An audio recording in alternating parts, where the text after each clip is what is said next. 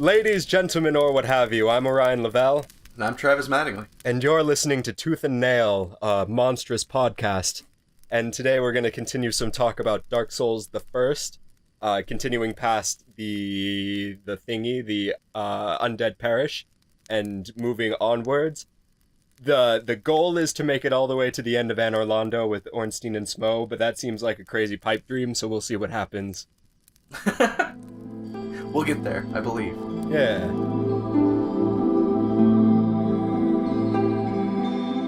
So last time we finished off by killing the Bell Gargoyles in their weird Zelda-y ways, and we're going to start, for time's sake, we'll just go right into it and start with the lower Undead Burg. And so the lower Undead Burg always felt to me kind of like a mini Bloodborne level, like a little proto-Bloodborne level. Absolutely. Yeah. It's very close and full of interesting buildings and quick things. Yeah, it's very claustrophobic and everything is super fast, but also there's like, you got the patrolling enemies and stuff comes out of ambushes and it's very quick. And we'll see that the monsters kind of reflect this speed and kind of dingy, quick predator kind of quality to them. So the very first thing we notice when we get to the lower Undead Burg is we got ourselves some doggos. Oh, the doggos. Yeah, and these doggos, they're quite doggo-ish. They remind me of, so I've been on kind of a Castlevania kick lately. Uh-huh. And when you play Symphony of the Night, whenever that may be, have you played Symphony of the Night before? I sure haven't. Oh, really? Are you going to get the thingy for thingy? Are you going to get the thingy? Oh my god. What do you call it? The re-release, I guess, for PlayStation 4. The fourth PlayStation. So that I can play it, probably. Yeah. It's not like because it's the one game that like at least a dozen people online and you have been like, you gotta play it. Yeah, you know, it's an interesting thing, and lest this become Symphony of the Night talk, it's Tooth and Symphony. All right, come back to me. I'll get a better one. All right, we'll talk about it later. Yeah, it's a good time. It doesn't really it still holds up, you know. It in the face of games like Hollow Knight and Guacamelee and a lot of this new age Metroidvania kind of deal, it still is a good, fun, explorative time, even if I wish there was a dash button. That's neither here nor there. You know what else dashes? These doggos. They sure do. They do. They dash at you. They're real quick. They have these lolling tongues and the traditional undead red eye, so you don't feel bad about killing them. Yeah, I honestly have never like taken a real close look at them before. Yeah. They kind of look like bats, don't they? Yeah. Their heads kind of look like bats. Yeah, they do. They've got like pointed ears, and they don't have their snouts are worn and like what am I thinking of? Decomposed away. And yeah, I guess that is what that. I was reading it as like the squished back bat nose, but I think you're right. Yeah, it is just like a decomposed face. Well, it looks like a bat nose. You know, they've got like, and then like the fangs that they've got, they do have a very kind of bat-like, spooky quality to them. Yeah. Which you know, helps with the general Bloodborne-y feel as well.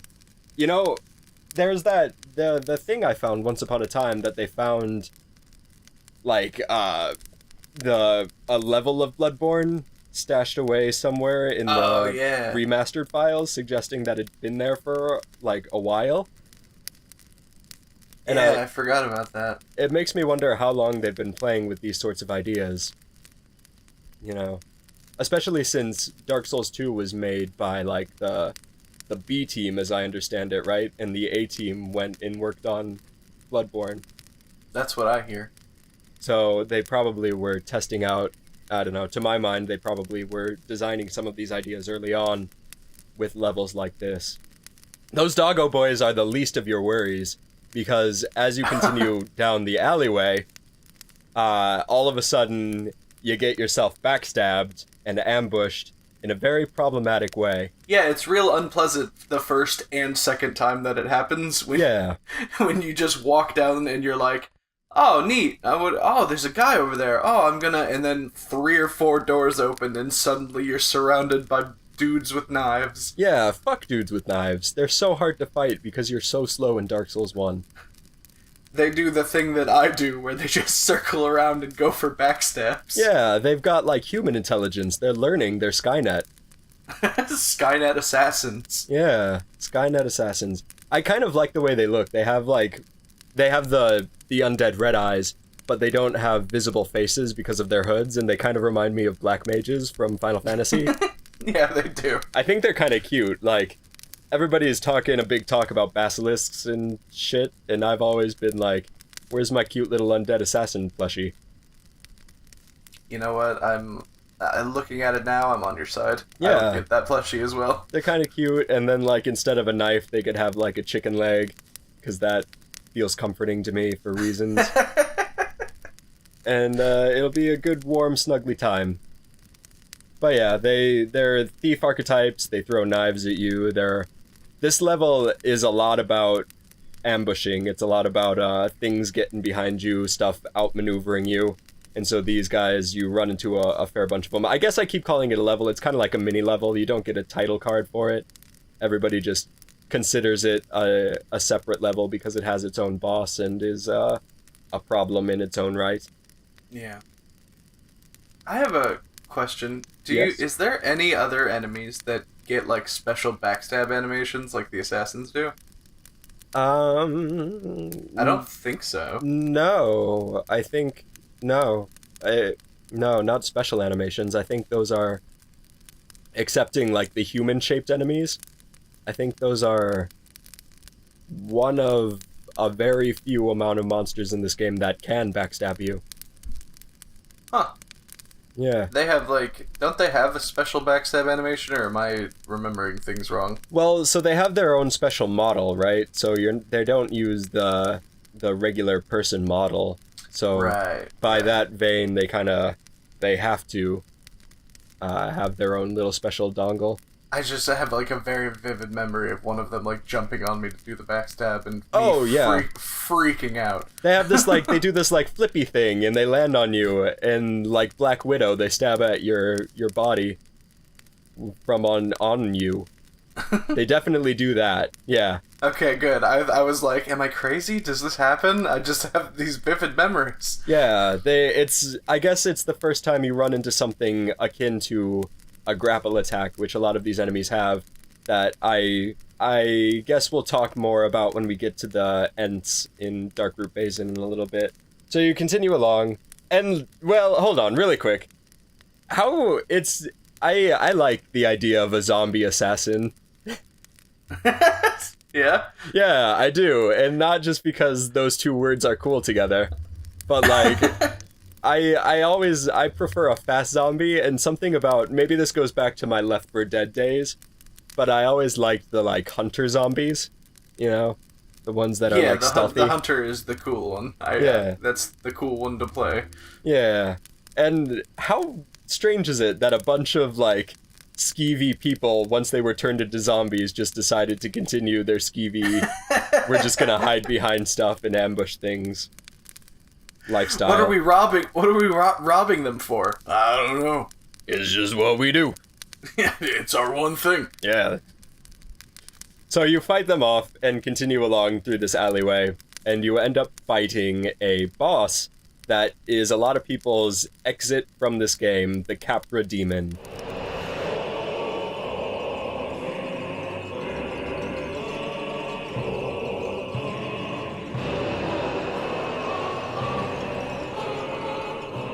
Oh boy. Yeah, and so it's the Capra Demon, but most importantly, he has a little duo of dogs. He has his little dog duo. That is a part of the real challenge to this boss fight. I always thought that the Capra Demon had this super intimidating design quality. He never runs, he's like Darth Vader. He has like a... Well, yeah. He only has a walking animation, I believe, but he's got like those stupid... sprinting attacks. I think they can run, they just choose not to. Yeah. Lest this become a Chuck Norris-esque kind of scenario where we come up with a lot of badass jokes about the Capra Demon. I think they do have a running animation, because they show up later as regular enemies, which is a cool piece of game design. I do think they have a run, it's just this one chooses, perhaps because of the small space, chooses to walk most of the time, and it is this, like, I don't know, I always found that super threatening and upsetting, and I was scared, Travis. I was scared. Well, yeah, because you walk through this fog gate and you're like, oh god, what's going to be behind here? And you're met with the rippling muscles of a corrupted demon body, a big, crazy, horned skull face, and 2 giant cleavers. Yeah. Yeah. And it's just like immediately in front of you, barely any room to run around it, and there's 2 dogs. I remember the first time I walked in there, I was almost like, I'm going to shut the game off. Yeah, well, the dogs get on you immediately, firstly, and it becomes like, how do I kill these 2 dogs before I get murdered by a giant goat guy? And I guess we should talk a little bit about the way this goat guy looks. I mean, you mentioned it. It's this very, like, burly, ripply, but still kind of slender. It's, like, tall. He's proportioned well. It reminds me of, when they were... I remember seeing this somewhere, but when they were designing Kratos for the first God of War, the first couple of passes for their concept art, they did a lot of, like, armor and weaponry and that kind of thing.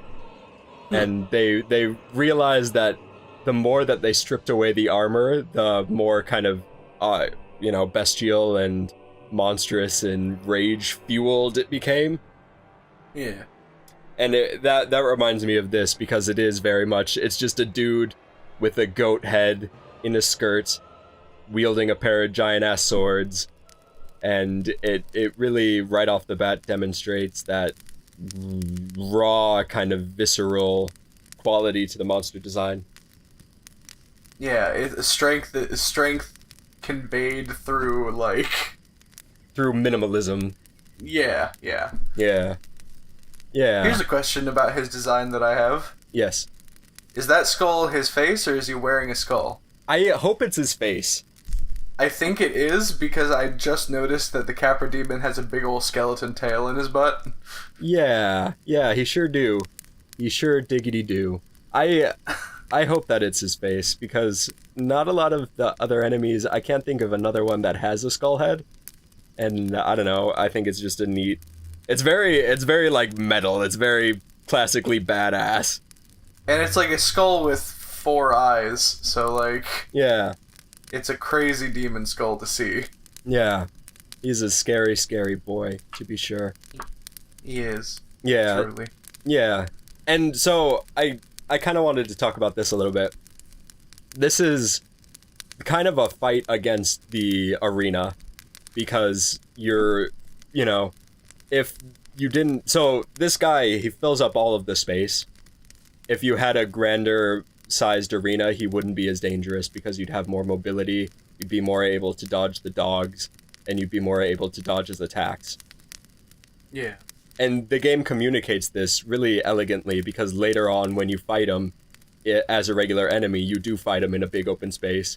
And so not only is your character tougher, the environment in which you fight him is easier.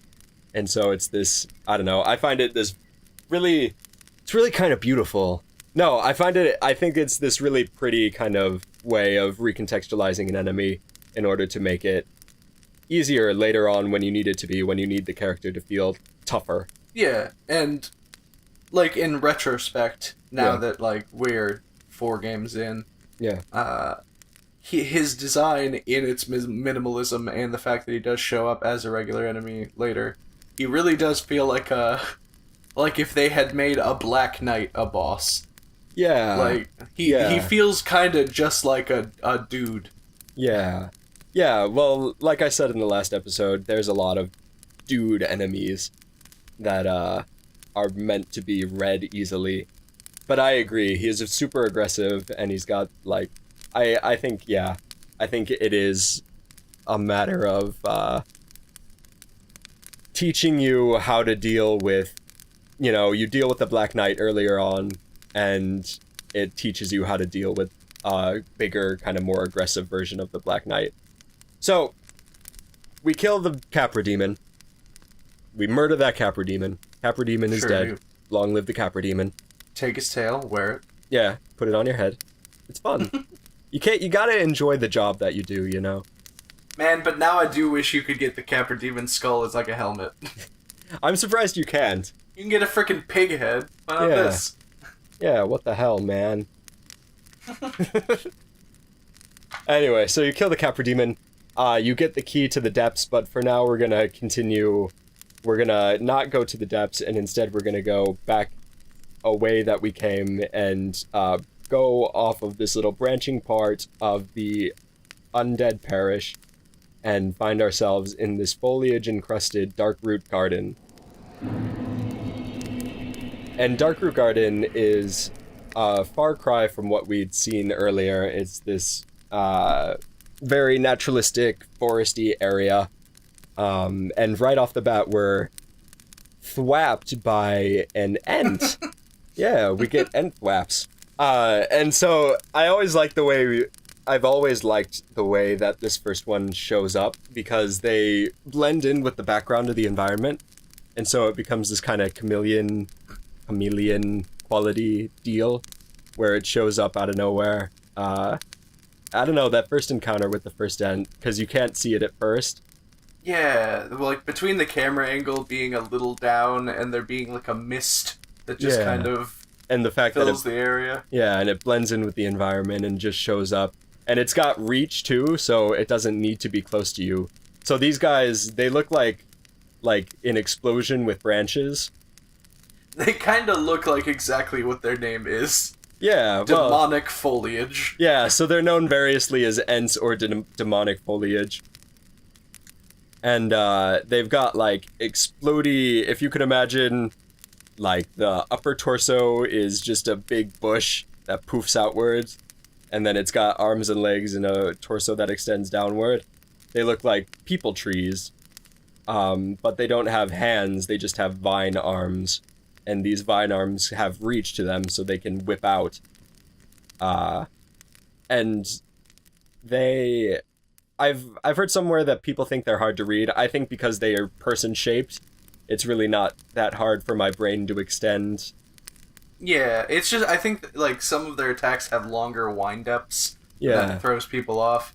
Which, longer wind-ups always throw people off, because you always expect it to hit sooner. Yeah, yeah. They stagger really easily as well. They do, and the thing I think that makes them the most hard to read is after you see one, and it's already up and ready to hit you, you move along past it, and suddenly these little trees become mimic bushes. Yeah, they do a lot of... It's another sort of ambush style thing. And if you're super paying attention, you can tell which ones are the right ones, but it takes you... I can't imagine the person that gets it on the first try, like, that just happens to eagle-eye notice. Similarly, No, I couldn't imagine, like, walking into this area, seeing a bush, and being like, that's the tree! Yeah. Same thing with the first couple of ambushes up in the lower end at Berg. I can't imagine the person that is, like, prepared for that right off the bat. It's very much a sucker punch on the game's part. Yeah. But, hey, whatever. Yeah. You can recover fairly simply, you know. At least with the ents, they're not too difficult to deal with, so it's fine that they ambush you. The undead assassins, you know. Yeah, there's been a couple times where you die like 2 or 3 times to them, losing everything, but hey, you know, who holds grudges? Yeah. Except for you. No, I don't know what you're talking about. Yeah, so these ents, they're one of the first enemies that also, akin to the undead assassins, they have a grapple attack, which I've been kicking around in my head, and I think a good name for them is a nasty hug. I think them big old trees give you a nasty hug. Yeah, I think that's a good name for that. They give you a nasty hug, which you can wiggle out of, but these grapple attacks, they do a lot of damage, with the trade-off being that they're heavily telegraphed. There's never a way to wiggle out of to avoid all damage. from these grapple attacks. It's always like slightly less. Yeah, they're... And at a certain point, usually the point you come to the garden, the grapple attack will probably kill you in one hit. Probably, yeah. They're nasty hugs, to be sure. Sorry, I forgot. They were nasty hugs. Yeah, those nasty hugs. So we continue onwards through the garden, and we're killing loads of Ents in various configurations of ambushes. They do the thing where they lure you in with items and then pop out and murder you. But that's old hat. We've seen that before with the Hollows. Yeah, I ain't falling for that again. Yeah. Until the next time I do. I won't be fooled again. And thank you. Yeah, so you walk into this open area, and you find these, like, sleeping figures hidden amongst the trees. And imagine my surprise when the sleeping figures got the fuck up and are actually a big problem. They're these, like, stone knights. They have this... They're made of old magic, I assume. I don't really know what the deal is with these guys. Old magic. They're like guardians of the forest, and they have this heavily curved design, which felt weird for, like, typically you expect stone knights to be kind of craggy and, you know, jagged. But yeah, the circular design kind of fits them because they do this thing where they cast this spell on you called Tranquil Walk of Peace, which slows you down, and it becomes this, like, you get the feeling like maybe they were jagged at one point, but they've just been sitting there for so long that it's all become soft and smooth, you know? They've just worn away. Yeah. They got, like, moss all over them as well. They've got this kind of greenish quality to them. I assume I'm colorblind as fuck. Yeah, there is. It is certainly green moss. Don't worry. Cool. Yeah. And they do the, like, Shadow of the Colossus thing where they've become one with nature, so to speak.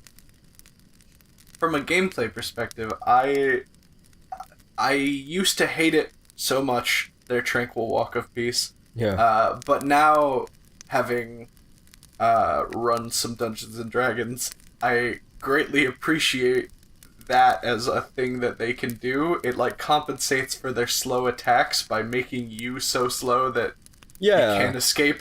It's definitely interesting. I don't know how meaningful it is, right? Like, they just slow you down. Right, but you can't run, and your stamina regen is slowed, so if you don't do enough damage to kill them fast enough, they get you in a stun lock and they kill you. Yeah, it's definitely an interesting thing that they can do. It becomes this, like, battle of attrition where you try to poke them out of the way before they can slam you down. I don't know, man. Personally, I just think it's really cool. Like, because if they were just big stone enemies, it'd be like, oh, great, another thing I just have to walk around, roll out of the way, and kill it. But because it's got this Tranquil Walk of Peace, it throws you off, and immediately it makes the fight different. Yeah. I like it because they don't do it right away, right? You can tell when they're about to do it, and it changes for that brief second. It becomes this, like, oh shit, I gotta go kill it before it does Tranquil Walk of Peace thing. I like that. Yeah. I do like the slowdown. It is, yeah, I agree. It's interesting. It's cool. I noticed that, you can cut this out. I noticed that we didn't talk a whole lot about, the gameplay strategy implications of these things, and this is the first enemy I can think of that has a thing that is strictly to make it harder and different to fight it. Yeah, and I agree. I think, it's very dramatic doing that. The, like, you know, they kneel down and the spell effect hits you. It is this very, like, immediate, like, oh fuck, the game has been changed moment. And I think that is pretty cool.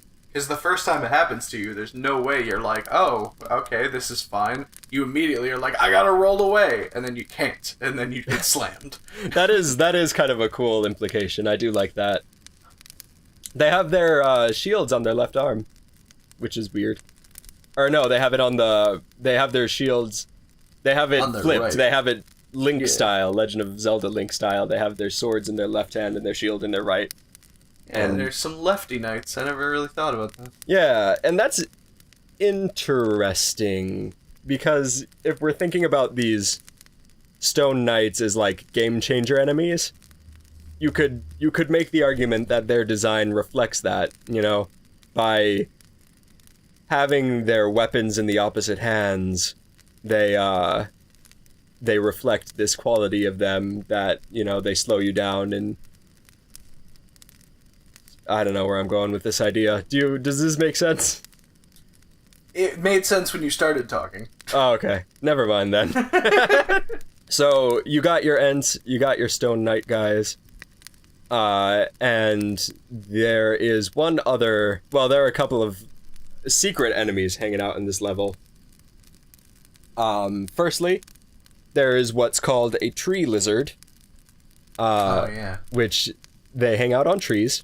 Stay with me, and they're lizards. And that's about all they got. Pretty much, no. They stand super still. It's another kind of ambush enemy. This is a very ambush-heavy level with the Sleeping Stone Knights and the hidden Ents. And now we got these. They don't move at all. They supposed to look like branches. And if you get too close, they attack you. Yeah, and I, for the life of me, always forget they're there. Yeah, because they're only in like 1 or 2 locations. Yeah, it only appears twice. I'm like, oh, I forget. There's an item here. I forgot there was, and suddenly 2 snake heads pop out of a tree. Like, Yep. So they've got these like little lizard bodies, and then these long 2 snake heads, and the long 2 snake heads are super long, and they're the kind of branch in this hidden equation. They're funky. They're another kind of silly monster. They weird me out a little bit. I don't know why. Yeah, they don't do a lot of damage or anything. It's just they're like they're the jump scares of the forest. Yeah, they are the jump scares of the forest. And they wiggle weird. If you knock them off the tree, they wiggle and run away. You know what else is weird? Oh my god. Oh, I know what's weird? Everything else in this level is weird. Yeah, everything else in this level is weird. One thing that's really weird is that there's just a tree. Yeah. There's literally just a tree in the corner of the level that if you really aren't paying attention, you'll never notice.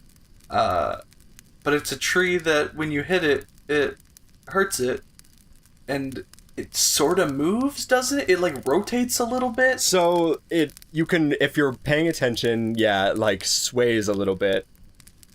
This was a weird ass thing that happened. It's not like an enemy in the traditional sense. It's just like it's called a possessed tree, and it is more, it's like an illusion-y enemy kind of thing. No, I guess it's a real enemy, it's just when you kill it, it disappears. Yeah, it's straight up just a big possessed tree that blocks the way, and when you hit it, it doesn't fight back. Yeah, it's like pseudo-wudo. They got us a pseudo-wudo shit. You need to use cut, and then once you get past the tree, it doesn't respawn. It never comes back. Yeah, straight pseudo-wudo. You've cracked the code. I did it. Game Freak owes From Software some amount of money in things. I hereby judge that to be the case, Gavel. I said gavel because I don't have one. Perhaps I'll edit one in. So, a weird thing happened. After I beat the boss of this area, I came back here, and the illusion tree was moving! Yeah? Yeah, it was literally like, it was going. Like, not just moving in place. It literally was scooting along on its little tree body, and it stopped when I hit it. It was so bizarre, because I had no idea. Apparently this happens. Apparently that's just how it goes. But it was super weird the first time, because that was the first time I'd ever seen that. That sounds very uncomfortable. Yeah, I was concerned. I was super... It was stressed out city in Orion town. Yeah, so past the tree, you go past the tree, and suddenly, like... So Darkroot Garden, it eases you into it. It starts you off, and it's like, explodey ends, okay, whatever. Oh, alright, Stone Knight's fine. Oh, tree lizard's kind of weird. Oh my god, tree that is not an actual tree, and then it's like, buh? Because you continue along, yeah, buh, that's the sound I made. Because you continue along, and jumping out of the, like, chasms, like, out of the water and out of the chasms, are these things called frog rays. I hate them so much. Yeah, they weird you out? They weird me the hell out. they're like these... It's that weird kind of thing where, like, it's one of my favorite things about horror as a genre is that sometimes the most horrifying things are, like, the doofiest thing you can throw at them, you know? They're so dumb, and they are so weird, and I hate them. Yeah, so they're frog shapes, but their sides extend outwards like manta rays, and they have mouths on their underbellies, and it's they attack with their dumb tongues. Yeah, it's frogs gross me out. A lot of things gross me out. Frogs gross me out as well. And that's why I was kind of like validated when I found out that you also were grossed out by these things. Because they're like flattened out red and black spotted froggos, and they're super gross, and when you kill them they always like fall on their backs and expose their gross mouths.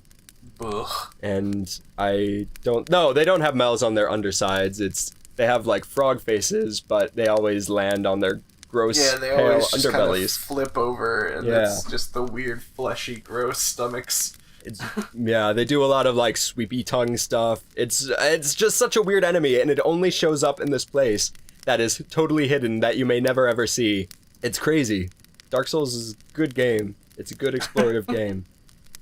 Anyway. It rewards you with gross frog rays. Yeah, isn't that awesome of it?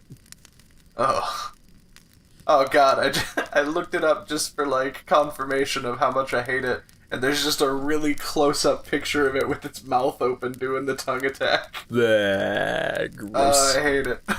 It's a gross old thing. We're gonna continue upward along the critical path, the path that most people take.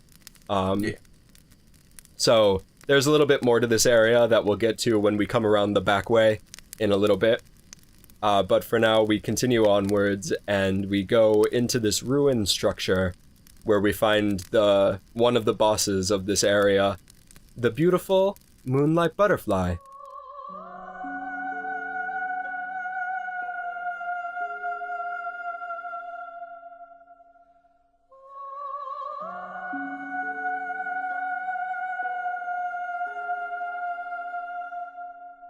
Yeah, it's one of my favorite bosses. Yeah, it's super pretty. It's an interesting thing to try to describe, because this is the first boss that we get that is in no way humanoid.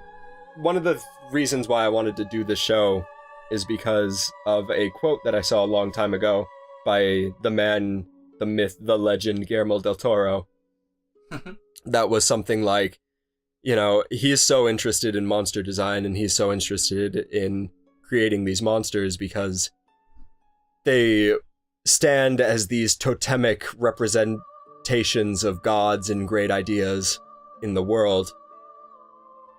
And the Moonlight Butterfly, I think, is very exemplary in that regard. It stands as this like totemic aspect of mysticism and weirdness. I don't know, I think it's... So, you cross the mist gate, and it shows up. You can see it in the distance, but again, it's one of those things where only the most eagle-eyed people notice it.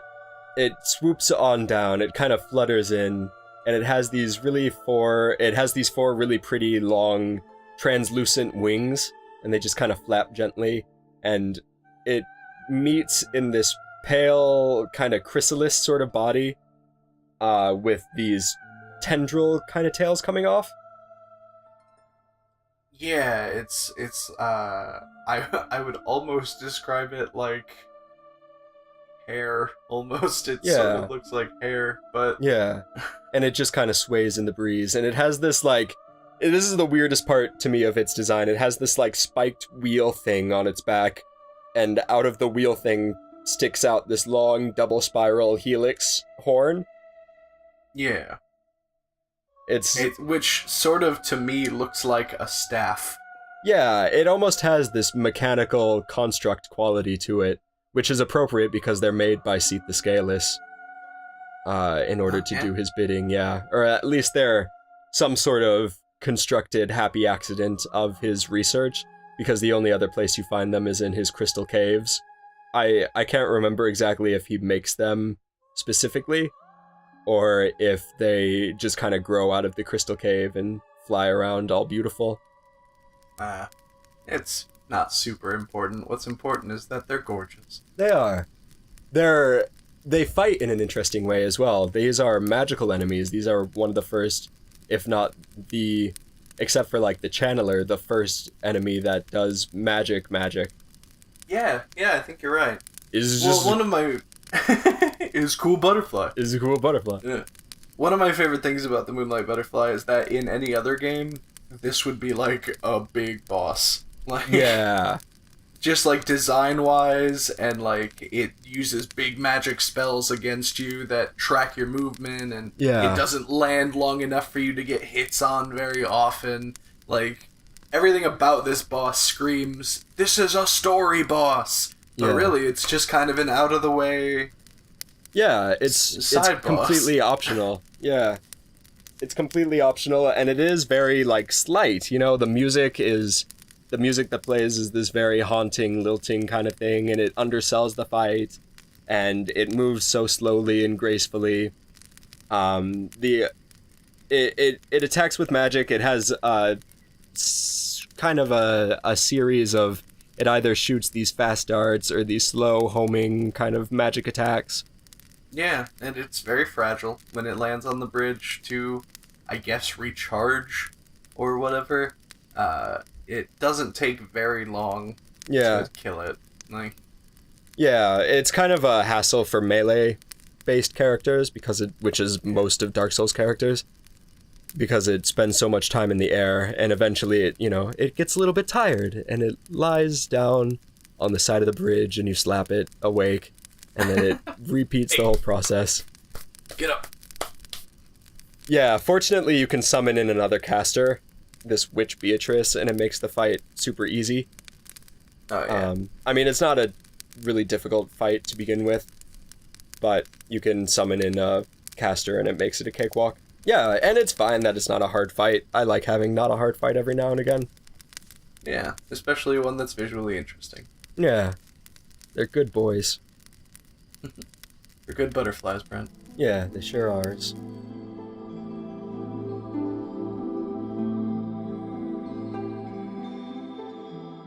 We continue along back the way we came, and we go into the other part of Darkroot Garden, which is the Darkroot Basin, where they also keep some weirder enemies. There's really quick right off the bat, you run into a crystal lizard we've talked about. You run into a halberd black knight, which we've mostly talked about. It's similar to the greatsword guy. It's, again, like the Capra Demon. It's mostly a battle of space because he only shows up in this little cliff, and he guards a bonfire, which is nice to find. So we kill that, ideally, and we continue into the basin, where we find these crystal golems. Yeah, I don't know if I like them. Yeah, because their movements, I mean, maybe they're supposed to be this way, but they feel kind of janky. How do you mean? Well, because they've got like a big AoE attack, don't they? Yeah, they do. Yes, they do. Okay, every attack that isn't that attack looks like it was only half animated. They're super slow. Yeah, they're super slow, and like they have like a punch attack, if I'm remembering correctly, that looks like it barely connects with you, but it does a hell ton of damage. Yeah. Yes. I don't know. They're sort of easy to read, but they don't feel as threatening as they are. Yeah, and they don't have as much HP or defense as they seem like they should have. Yeah. As well, they go down fairly easily, but they do have this big AoE attack, which is they slam their fists down and pointy crystals sprout up out of the ground around a radius that is slightly bigger than you think it's going to be. It always is, isn't it? Yeah, it's kind of a problem.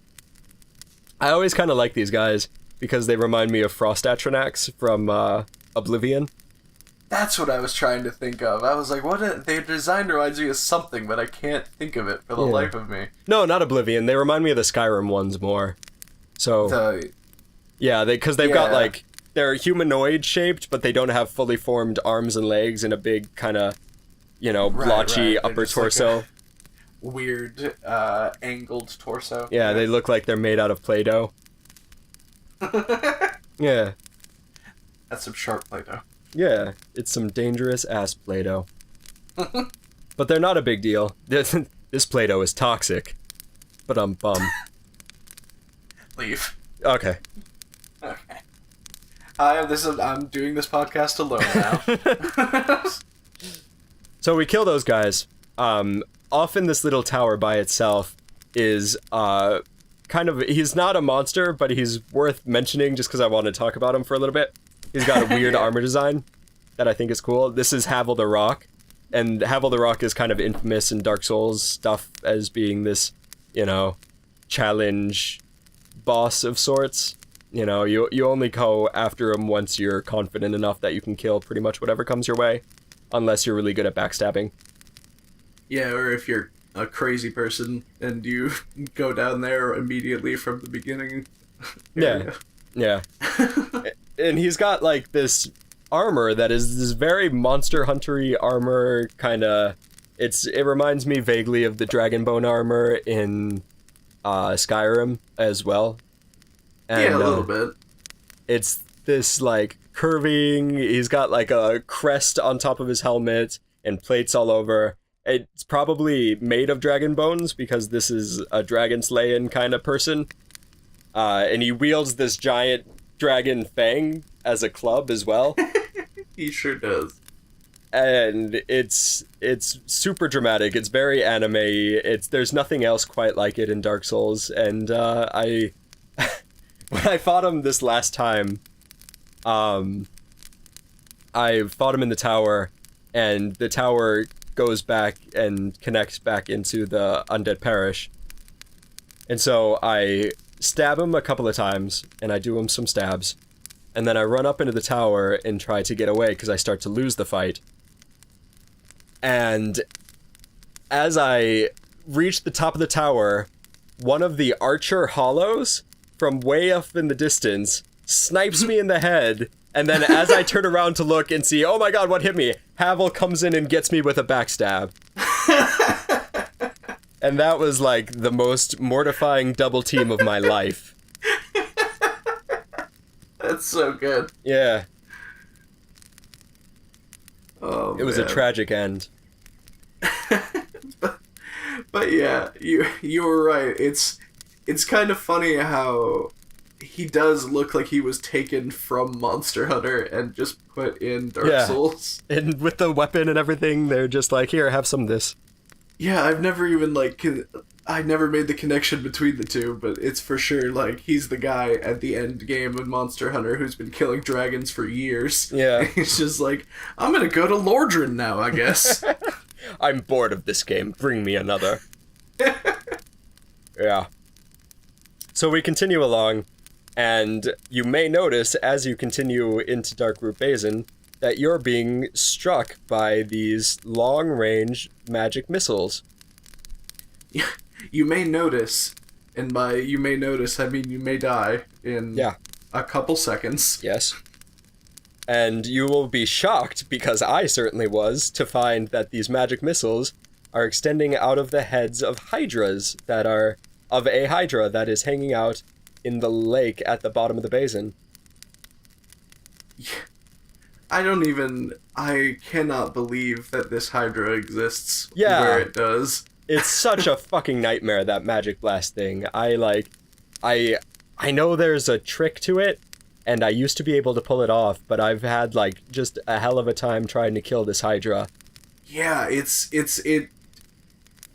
there's so little room for error in fighting this hydra that if you get too close to it, you fall off into the lake and die. Yep. If you get too close, it starts doing melee attacks, wherein you have a 3-foot range where you can stand and not get pegged by a head. Yep. It has 3 different kinds of water attacks that can hit you at 5 different distances. Yup. And it's not a boss. Nope, it's not even a boss. It's got these gross snaky fish eyes, too, that I don't like. Ugh. Yeah.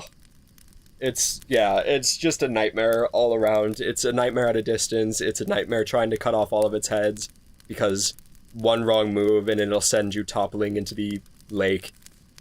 And yeah, it's super treacherous, and it's a bad time. I have more than once just avoided the basin altogether, just so I wouldn't have to deal with that Hydra. Yeah, that's about where I'm at as well. I was just like, I'll go in the other way. It'll be fine. Yeah. Have my 20,000 souls for the Crest of Artorias. So dissuaded by the Hydra, we make a detour back to where we had come from, and I guess we'll do the depths now, because that Hydra kicked our ass 8 ways to Sun today. Yeah, you're like, oh, well, I want to get into this garden, but I need 20,000 souls to do it. I guess I'll go through the depths to get those souls. Yeah. And the depths starts out very Resident Evil-y, you know? It starts out and yeah, I get you. It's full of hollows, and at the end of this passage is what is called a butcher enemy. And these butchers, the first time you see it, it's just like calmly slapping away with a big old butcher knife at this just unidentifiable meat thing. Yeah, just a slab of beef. Yeah. And it's super grindhouse. So it's got this big hooded sack head. It's got a sack on its head in the Leatherface tradition. It's got big chopping knives, and you guessed it, glowy red eyes. And this first one brought dogs as well, so it becomes kind of like are you sure you can beat the Capra Demon? Here's another test. Oh boy. I think this is as close to like traditional horror as Dark Souls gets, is walking into the depths and seeing this. Yeah. And they don't really have like context for them. They're just swamp cannibals. They eat people, and that's about all there is to them. You kill the first one, and then a little bit later on, a second one drops down in a jump scare, and it becomes this real... It becomes a horror level briefly. Yeah. But when you kill the second one, you get a sack hood, and then you can become a butcher yourself. Oh, join the club. No, it's funny that it drops down above you, because look above you is kind of the theme of this level. Because the second enemy that you run into, the second unique enemy that you run into after this, is the slime. And slimes earn their jump scares. Because the very first time you run into one, it baits you with a little item, drops in from nowhere, and eats you, pretty much. Sure does. The slime enemies are my least favorite in every Souls game. Really? I've got a thing about oozes, man. I don't know. That's interesting. I love oozes. I'm horrified. There's so many things that, like, in real life I can kind of figure out, right? Yeah. It's like, oh, I have a general idea of how horrifying being chased by a man with a sword is. Yes. But being engulfed completely by an ooze and, like, drowning, suffocating, being blinded, like, all of these things at once, it puts this primal fear in me. Yeah, that. Once I'm in a hallway in Dark Souls where all I can see across the ceiling are slimes, I get this anxiety. Yeah, I get that. I'm the same way with, like, being swallowed by stuff. Oh, yeah. So there was that big trend in the, somewhere between 2006 and 2012, where every cool new game had a level where you were inside something. We're in the belly of a giant worm! Yeah, exactly. So there was that. And I think this is a fear that stemmed with Jabu Jabu's belly in Legend of Zelda Ocarina of Time. But Okay. It stresses me out being inside of things. And then Kingdom Hearts with Monstro? Gross. Well, at least they didn't make it look too much like an actual inside of something in that. No, but so it's not... So in Kingdom Hearts, it's super cartoonish, but they have that segment at the very beginning where Monstro just shows up and swallows you in slow motion. Oh, yeah. And that, gross. Yeah, that's fair. Bleh. At any rate, these slimes, they're not like, so you think of a slime in an RPG and you're thinking like Dragon Quest and they're cute, like, they're slime, or like Legend of Zelda, oh, they got big eyes. These are like the slimes you find at the end of the septic tank. They're like these gross, fetid, green, like they're filled with bones and just sharp things to cut yourself on and give yourself diseases. Oh, it's worse the more you talk about it. They're really terrible. They're very slow. They have pretty high physical resistance. I don't know how Dark Souls would phrase this, but they have high defense against regular attacks, so the way you gotta kill them is you gotta come in with some sort of fire or magic type weapon. Yeah, I don't know if this is true in Dark Souls 1, but in the other ones, the slimes are sort of weak to piercing damage. Yeah. I don't know if it's the case in Dark Souls 1. I don't think so, because they were really, like the Phalanx enemies in Demon Souls, they were really about slimes being weak to fire. Yeah, they're way into that. And then, of course, you run into a hallway filled with like 6 of them. It's real distressing, because like after you see the first one, it's like, okay, look up, I guess. And you just look up with any sort of light source you have, and you just see them dot the ceilings down the hallway. And it's like, why? Do I try to sprint through and inevitably die, or do I slowly take them out one by one and waste 20 minutes of my time? Yeah. Yeah, it's a big rough time. So, fortunately, the slimes... Well, okay, the slimes are throughout the depths, but eventually this stops being the slime show and starts being the rat show. The rat show is my favorite show. Yeah. We've discussed, and this is like the nesting doll zone of rats, where they're like, here, have some small rats. Oh, you don't like small rats? Here, have some slightly larger rats. Oh, no? Here, have big fucking nightmare rat. Yeah, just get fucked with giant rat. Yeah. And we've talked about this, so we won't spend too much time here, but they still breathe really weird, and the giant nightmare rat has an axe in its eye, and I've always been like, oh, it's got an axe in its eye. Oh, I hate eyeball things. Yeah, this is such a horror level. It's, in a different context, like, if this were Doom, the eyeball eye rat would be, like, cool and metal and badass, but because it's in the gross, disgusting depths, it's very, like, ugh, gross. Speaking of eyeball things, I don't want to take this too off tangent, but you know what eyeball thing is the worst? Yeah. Yes, but I'm sure it's not the thing you're thinking of. It's probably not. Do you remember in Alice in Wonderland, the remake movie, where the rat straight up stabs the Jabberwocky or the cat? The Bandersnatch. Yeah, Bandersnatch. Just straight up stabs it in the eye and takes its eye out on the sword. That shit ruins me forever. Well, it's like such an innocuous kids movie besides that. And then that happens and it's like, this is slowly becoming a compilation to all the gross out sounds I could make. There you go. There's one. That's the sound of an eyeball getting hit with an axe. Gross. So, we live or die by the rat, and continue onwards. There's another channeler, and this channeler is like the sub-objective of this level, but you don't know it yet. But trust me, you're gonna want to kill this channeler.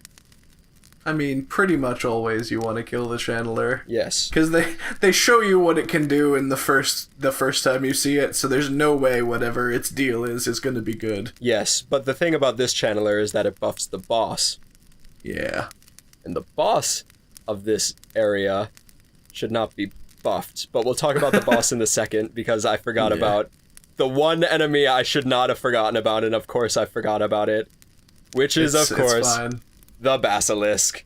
Everyone would like to forget about it. It's your boy, the Basilisk. No, everybody loves Basilisk. Basilisk is the thing. Basilisk is the... Yeah, I know Basilisks are the thing, but I feel about these the same way I feel about Frog Race. Well, that's because they're gross curse frogs, which they have also alternately been known as.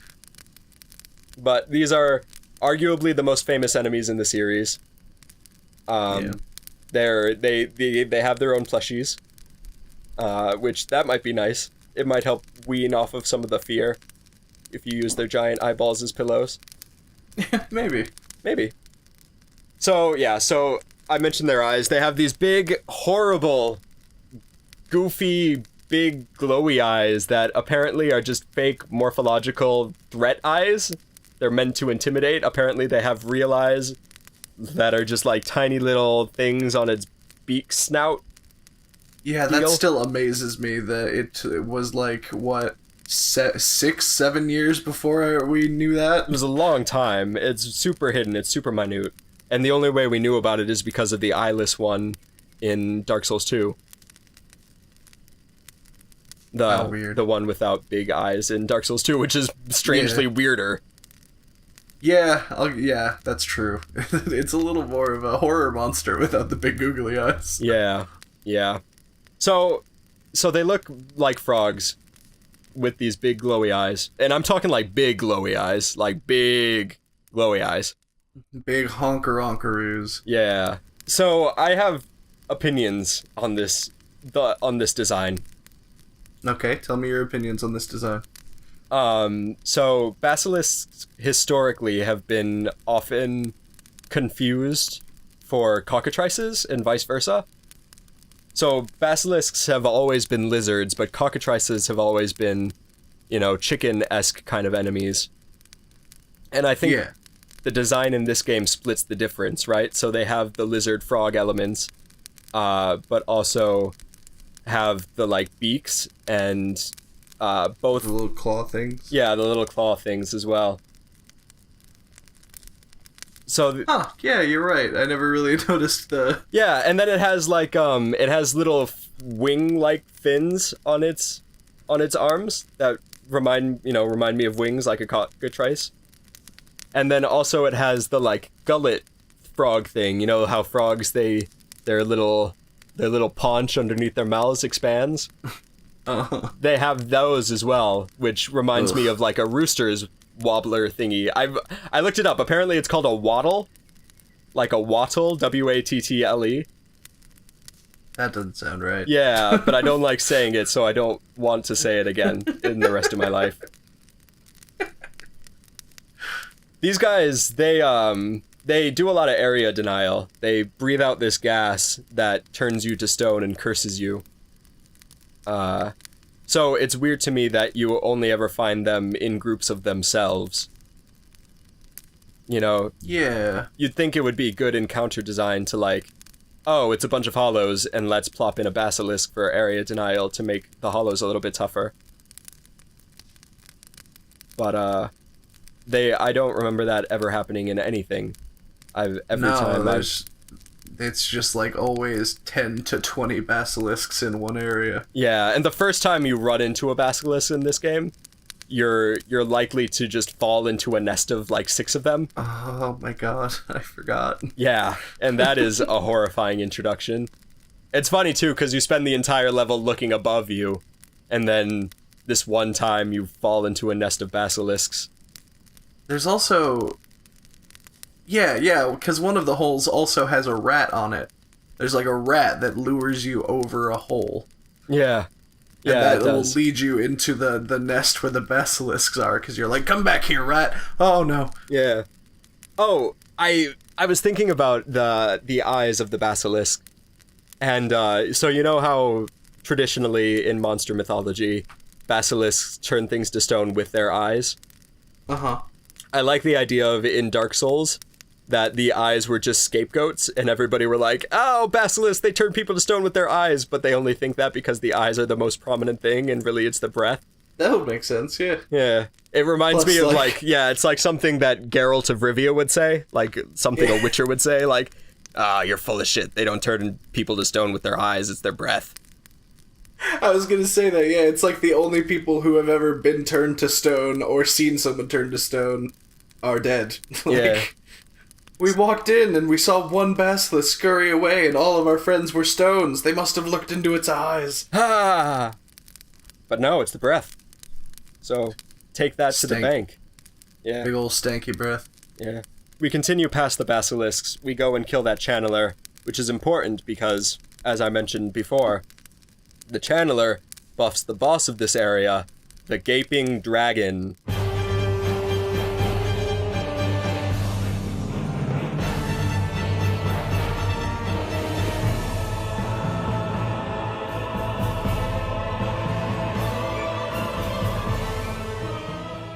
Which, if you're not familiar with that boss, it's plastered. If you're even familiar with the words Gaping and Dragon, it's probably more terrible than you can imagine it is. Yeah. On the plus side, typically when they do a Dark Souls trailer for Dark Souls 1, the Gaping Dragon is plastered at the end of it. That's true. Because it's just so horrifying. Yeah, it's probably the most Miyazaki thing in Dark Souls 1. Yeah. So you walk into this big open arena area, and it shows you a little cutscene with a little fake out where you look over the edge of this, like, chasm, and a little gator head pokes out. And you're like, oh, cute, it's a little gator. And then as it crawls out of this chasm, you see it is this 4-winged, 6-legged, serpent-bodied dragon thing with this long tail and, like, I don't even know how to describe this. Its chest cavity opens like a mouth.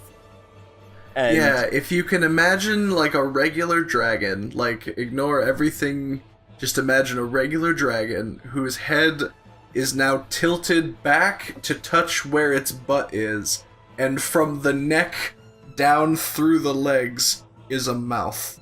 Yeah, it is the worst vagina dentata you've ever seen. What a wonderful phrase. Vagina dentata. Oh my god. Ain't no passing craze.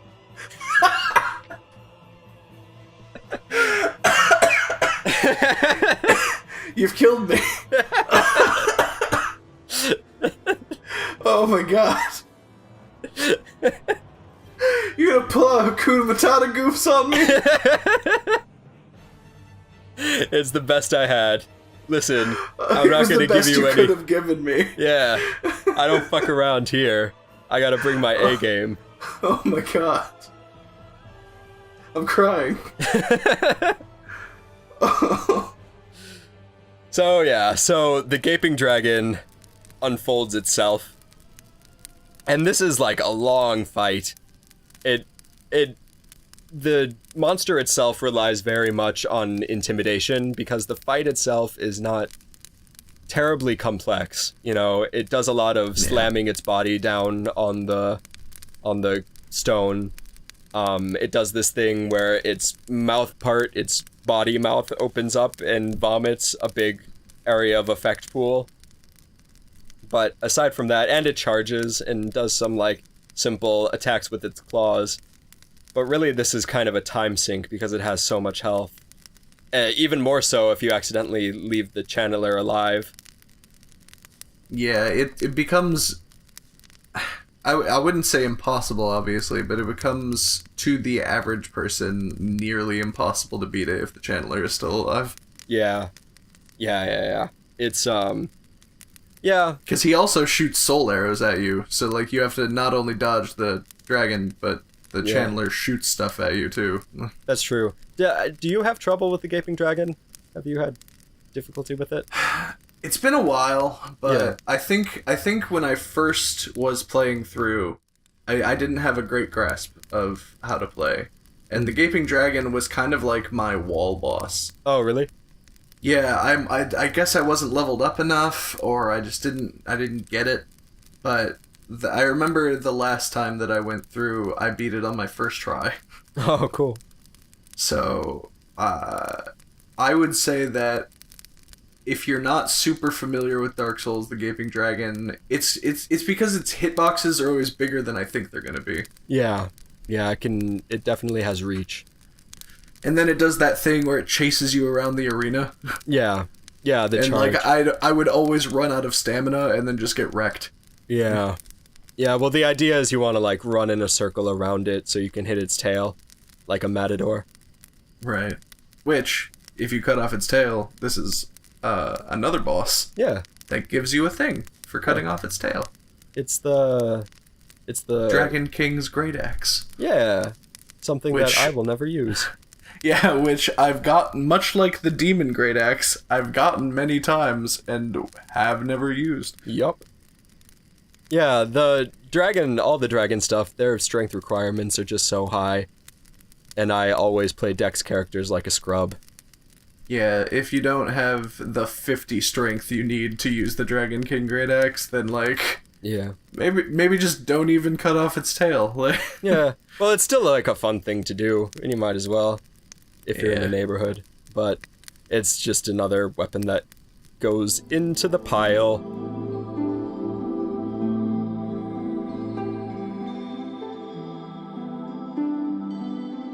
So yeah, remember how at the beginning of this episode I said we were gonna take it all the way to Anne Orlando? Uh-huh. That shit ain't gonna happen. So we're gonna call it there. Thank you so much for subjugating yourself to our nonsense, and until next time, keep an eye out for Vagina Dentata. God damn it! Have a good day! Yeah, have a good one.